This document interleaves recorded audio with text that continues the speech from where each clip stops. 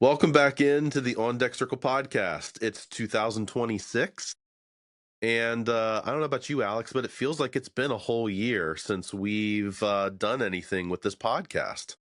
Yeah, the whole calendar's different now. It feels weird. It feels like we're in a brand new season right now is what we're on the cusp of. And some things never change and some things remain, they've remained the same. And yeah, I would say hope springs eternal, but we just know that's just not true for the majority of Major League Baseball teams. So, well, and we find ourselves in a similar spot to where we were last year.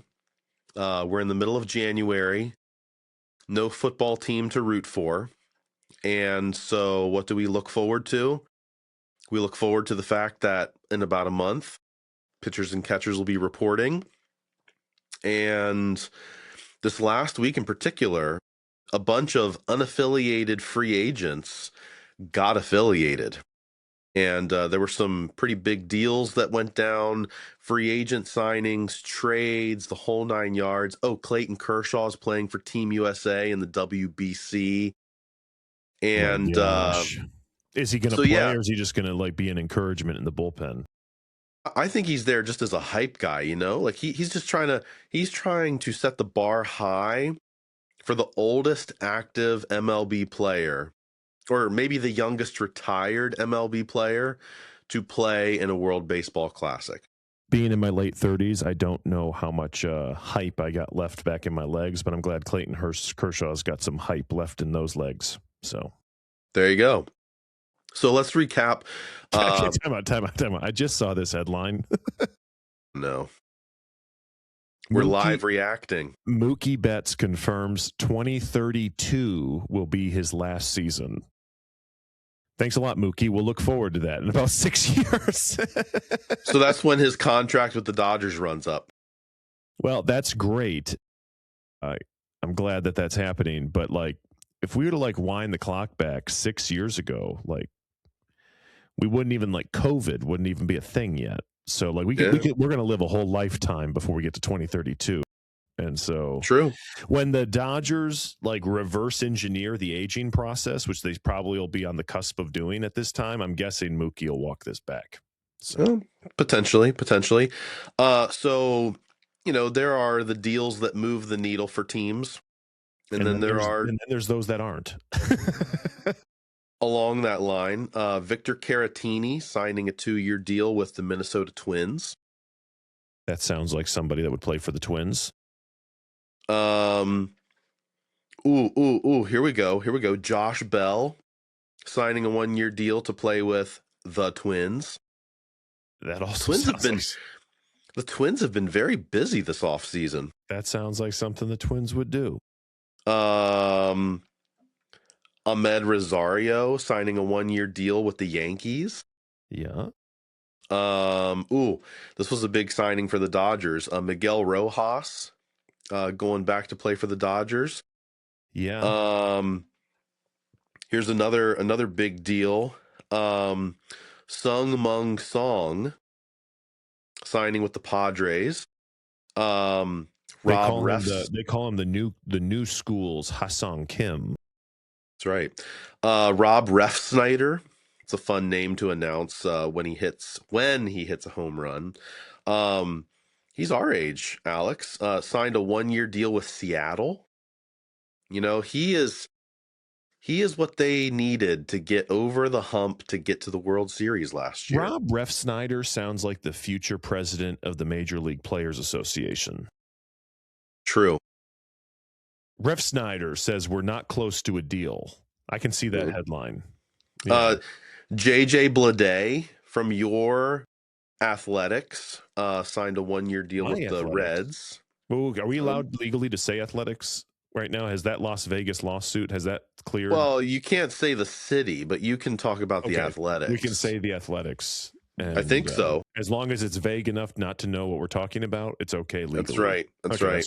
That's good. All right. So clearly in jest, those are non-needle movers. We're living right now in the Cold War. I'm just going to say that right now. It's the Cold War, and we've got two major franchises in the midst of an arms race with another team that's in the midst of their own arms race, and they're just doing what they always do, and it never seems to pan out for them. Can you name the teams that I'm thinking of? The Blue Jays and the Dodgers are probably the two teams in the arms race, and the Mets are probably the ones that are doing everything they can, but it's not quite panning out the way they want to. It's like you just don't believe it, right? Like you just don't the teams that are making the biggest waves this offseason are obviously the Blue Jays, the Dodgers, and probably in reverse order, Dodgers, Blue Jays, and then ultimately the Mets are trying to keep pace. But it just doesn't seem like, I mean, it's like we've seen this Mets show before, and it just like, is this going to be any different? Like, we don't know. And so time will have to tell. And at the end of the day, like they've lost some of their, grade A talent from last year. So they're replacing, they're not necessarily stockpiling talent with Pete Alonso going to the Orioles. I would give the Orioles like honorable mention as far as like teams that are, in the B class trying to stay relevant. Anyway, the East Germans, if you will, in this conversation.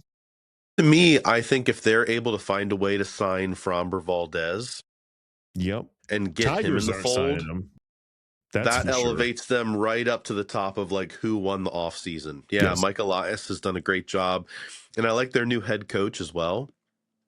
Their manager. You don't mean like you got football season on the brain there, do you? Okay, yeah. I've had a lot of brain fog this weekend. Okay. Head coach. Yes. Another notable signing. So Schwarber stays with the Phils. That was a good thing. That happened back in the early part of December. We haven't recorded since then. Adolis Garcia going to the Phillies. I think that's an underrated but great signing. The big one that kind of precipitated us having to record something is Alex Bregman. That that sweet piece of 32-year-old human flesh, signing with the Chicago Cubs, 5-year deal. Is there an opt-out built into that contract? Do we know? I don't think so. I think that's why he signed it. Yeah, no opt. Well, no, I mean, is there an opt-out on his end? Because I thought like initially like it was like, yeah, I'll sign a 3-year deal, but I want to opt out after this year just to test the waters and see where I'm at. If it's I'm so inclined. I don't remember that. That was last year. He wanted to like last year's negotiations. He was like, I want to be able to opt out after 1 year because I want to be able to test the waters. And now, the Cubs have obviously locked him down. And, I lost a little bit of sleep over that. But at the end of the day, I'm like, I don't want to know what 38-year-old Alex Bregman looks like. And so, no, not in a Major League Baseball team anyway. So that's right. But the other domino that dropped, so to speak, well, there were two others that we were kind of like, okay, we need to record now. The first was Bo Bichette signing with the Mets. And you're like, my goodness, how many middle infielders do you need to have on your team? Just one more. I mean, I saw an article this morning.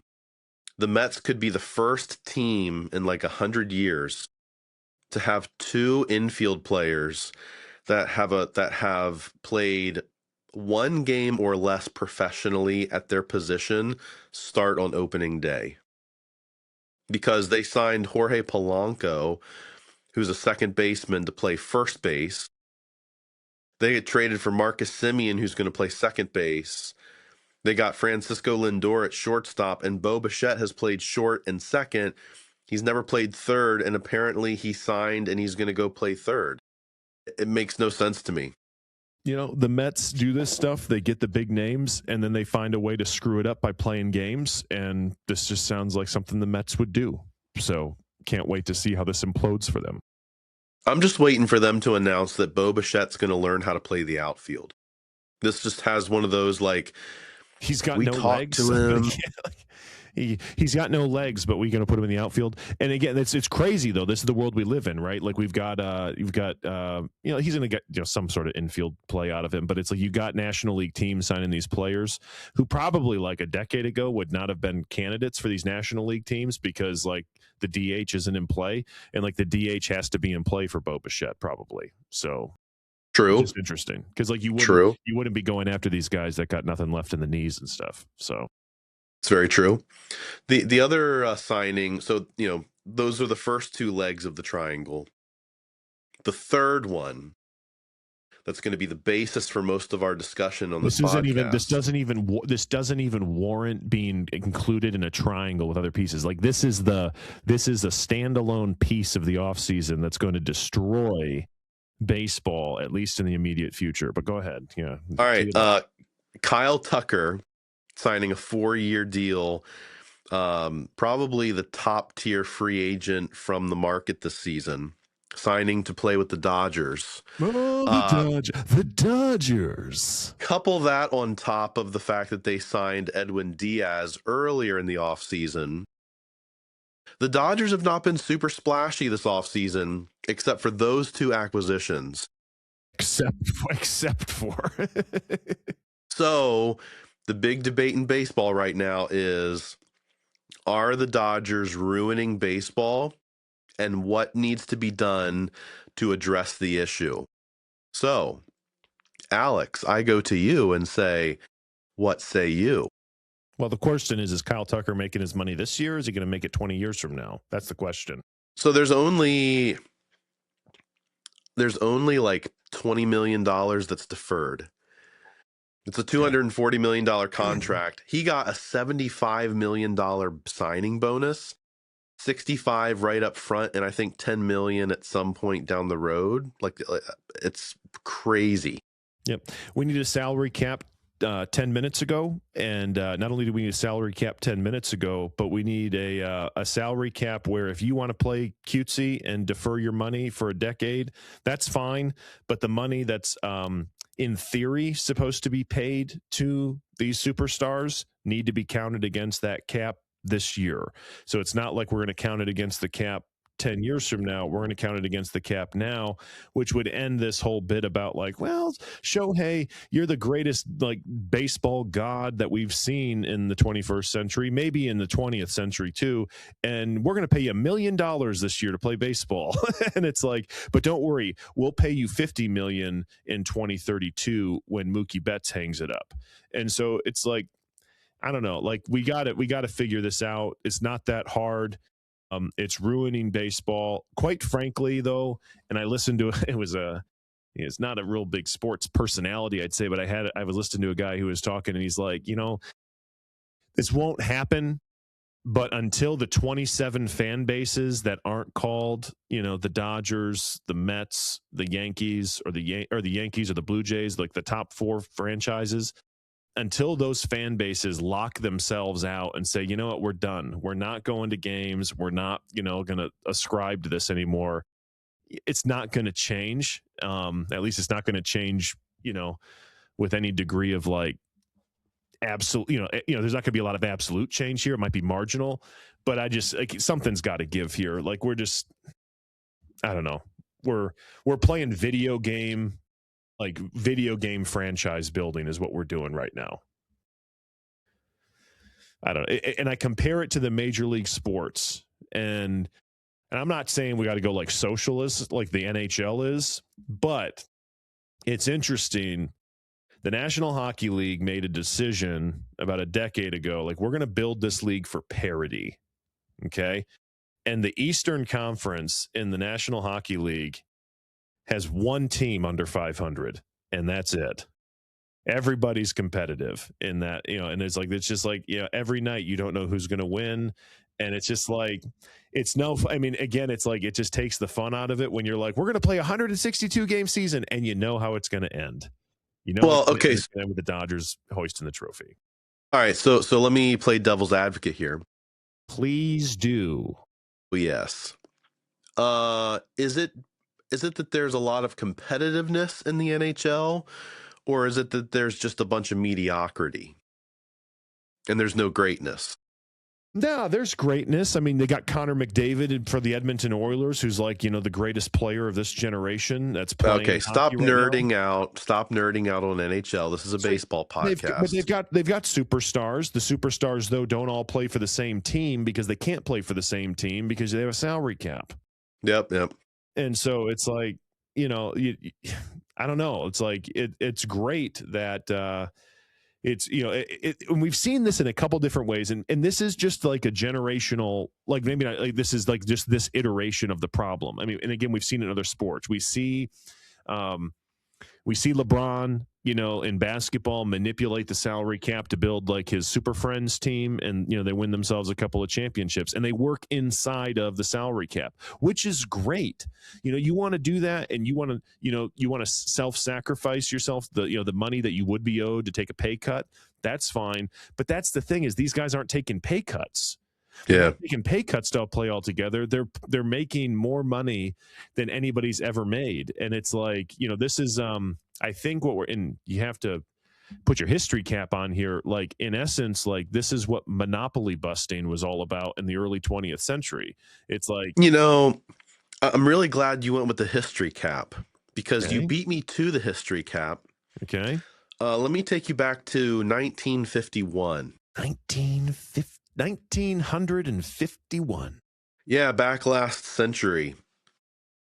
Excuse my voice sounding like it's, being a stepped on toad. That year, the Yankees won the World Series because that's what they were doing in the 50s. Let me run down some of the people who were in their batting order on the 1951 World Series roster. I understand what you're going to say here, but we're going to need the salaries for those players as well. Yogi Berra, Billy Martin, Good Phil manager, Rizzuto, Hank Bauer, All right, get to the notable guys. Joe DiMaggio, There we go. Mickey Mantle. Yeah. Okay. Was Roger Maris on that team too? No, he was not. No, not yet. Fred Sanford, Like Sanford and Sons? Bob Kazava, bunch of other notable pitchers. Anyway, they won the World Series. They had a stacked roster. Baseball then integrated. Let me take you about 5 decades later in history. About 20 years ago when we were teens. The Yankees were again winning World Series. 2009, the World Series lineup for the world champion New York Yankees. Here's what their starting 9 was. Derek Jeter, Johnny Damon, Mark Teixeira, Alex Rodriguez, Jorge Posada, Hideki Matsui, Robinson Cano, Nick Swisher, Melky Cabrera. Starting pitchers, CeCe Sabathia, AJ Burnett, Andy Pettit, Mariano Rivera, Jabba Chamberlain, Phil Hughes. That was the good Jabba Chamberlain, mind you. That was before he fell became off the Jabba the rails. Yeah. That's right. So you have, and we could go back and look at the 90s Yankees run when they had Roger Clemens, David Wells, David Cone, Andy Pettit. I understand what you're saying. Like, what's your point here? Because Okay, so my point that is season too. My point is, what is baseball? It is whose pastime? America's. Okay, America is built on a free market. Okay. Correct? Yeah, manipulated by the Federal Reserve, if you want to talk politics here for a second. Okay. But yeah, free market. Free market. The players are not under any compulsion to sign with a particular team. They can sign with whoever they want. And I say that as a Phillies fan who is sore that Bo Bichette went to the Mets rather than signing with us at the 11th hour. Yeah. Okay? So I get the frustration, but that's the beauty of baseball. We've always had the team in baseball that everybody's gunning for. And that's the nature. I mean, everybody loves the David and Goliath storyline, whether it's in the Bible or whether it's the U.S. hockey team taking down Russia in the Olympics in what was that 78? Whether that is Jordan's flu game, whether that is the Marlins winning the World Series back in 2003, whatever. We love the David and Goliath narrative. Well, you know what you got to have in order to have a David and Goliath narrative? You got to have a Goliath.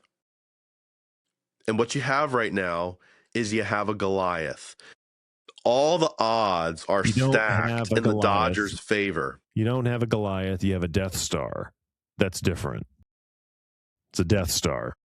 Go ahead, though. Yes, go ahead. Finish your thought. All the odds are stacked for the Dodgers. What does that do to all the other teams in baseball? It ups the ante for them. The reason why we play a 162 game schedule is because injuries happen.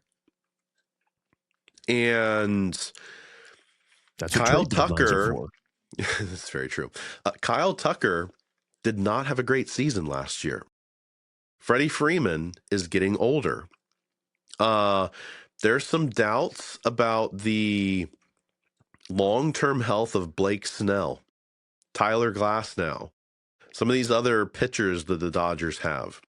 Can Edwin Diaz be a great closer in Los Angeles? Or is he going to have like a fallback year like he did a couple years ago with the Mets? That's why we play the game, and it's 162 games. So that's great. Okay, I'm gonna interject right here. So you said we're in a free market. We're not in a free market because we're working under a collective bargaining agreement, and the collective bargaining agreement is set to expire. And so what happens now is not only has they've been doing it, and they've been doing it under the rules of the game here, but in essence, what they've done, and this is the safe assumption, is the Dodgers have stolen baseball away from all of America in 2026. Because there will be a lockout, and the lockout will be long, and it might last the whole season. And so it's like, we operated in the free market. Way to go. You did your part. However, you just stole baseball away from 2026 because the shenanigans, the players don't want to give on this market. The owners, they have things that they're going to stay, they're going to stay passionate, and kind of hold on to, really tightly. And, there's, the reports are the two parties are wildly apart. And so we're not really operating in in a true sense of free market, because it's not just whatever anybody wants. Like, you have to operate under the rules of the agreement. And that's being done, but the agreement expires now. So, but what do we call those guys who are signing with teams? We call them free agents. Yeah, you do, right? Yeah, like nobody is like, hey, you have and I feel like that's so. Just like to comment on cultural piece here. I feel like there's like a sense of entitlement in our culture that players that we esteem as great players, we think that we're entitled for them to not play for teams that we don't like. No one's signing to play for the Pittsburgh Pirates for deferred money. Like, that's an unfair advantage. If there's one team in the league that's going to play, that you're willing to play for deferred money, so you can circle the wagons with the best possible talent around you, you haven't, I think by just definition, an unfair advantage, because not every team has the luxury of being like, you know what, hey, we want to bring in so-and-so and we'll start paying you in the 2030s. Well, and okay, so then someone needs to step up with deep pockets. And I think that's what the Mets are trying to do. I think the Orioles will start doing that more and more now that they have Rubenstein and his whole ownership group. So then would you, and that's fine. If we want an 8-team league, then let's get an 8-team league. But unfortunately, we have a 30-team league, and you either got to contract the franchises, or you do also have to have not only a salary cap, but a salary floor. And the salary floor, you can't have the Florida Marlins and the Tampa Bay Rays and the Detroit Tigers and everybody else trying to play like bargain baseball. And you got to be like, okay, said owner, you have 1 year to get your books in order and to start spending a little bit of money here, or we're going to force the sale of your franchise. And that's what I'm more in favor of. the salary floor. That has to happen. Like it's a conversation that has to happen on both sides. Like you got to rein in whatever the Dodgers are doing and teams like the Dodgers historically, and you got to wed that though. If you want to have a 30-team league, you got to have 30 owners that are willing to compete. Because so Panera Bread. So let's go pop culture here. So Panera Bread back in the early 2000s premiered with this like amazing fast casual concept in food service. They took off. What did everybody else do? They didn't start complaining about Panera Bread and like, oh, they're taking all of our business. They started trying to emulate Panera Bread. They started trying to be like Panera Bread. And it took a couple years, and then you have like Chipotle pop up, and you have Qdoba pop up, and you have like all these other chains of fast casual eateries that now pop up all over the place because Panera Bread prompted this like, ooh, yeah, we don't just want McDonald's, Burger King, and Wendy's and Taco Bell. We want to have something between that and like a sit-down restaurant. And Panera Bread kind of forced that hand. And that's what the Dodgers have done. They've been like, hey, look, we have this advantage. Let's utilize it. That's a wise move on their part. But and some of these other teams in baseball should do that. Can you summarize what their advantage is? Because their advantages are many. I'm curious, like what you would say, like the chief advantage that the Dodgers have is deep pockets and deferred contracts. Yeah, and I would also put in their geographic location. And stable media contracts. Because the geographic location, and again, this does revolve all around Shohei Ohtani. Shohei Ohtani, and there are other examples, but historically, Japanese talent plays on the West Coast, period. Because of the time change, because it's closer to the Japanese market, quite literally. And ultimately, then, if you're going to boil it down to, it was going to be the Dodgers, which, there was great drama. Where was he going to sign? Who's he going to go to? Ultimately, he was going to the Dodgers because it's West Coast, deep pockets, deferred contracts, they can surround him with great talent. It's just, so like there's that element too. And again, Kansas City can't compete on that level. And so they have to have some other metrics working in their favor to try to balance those scales a little bit, or you just got to get rid of some of these teams. But yet the Royals will play the Dodgers, and Mike Wacha, a pitcher for the Royals, could throw 6 scoreless innings against said Dodgers lineup. Yeah, because because in the month of April last year, the Dodgers had a slow spell to start the season. But at the end of the day, the 162-game season, the water all levels out. And it's interesting because you have the Dodgers now who aren't terribly interested in winning their division. They're interested in making the playoffs, winning World Series, and by the time that the dust settles, that's what happens. And so I don't know. The Kyle Tucker signing, given the timeline that we're on, we're heading for shaky waters as it comes to like a lockout. And it just like it pretty much. I got 3 text messages from baseball fans, just family members and some other friends, and it's like, yep, the lockout might as well start now because it's not going to happen. No. I've got it on record that major league umpires are eagerly awaiting a long paid vacation next year. According to your sources? According to my sources. The Adam Schefter of Major League Baseball? Honey, you can buy the wallpaper. Nice.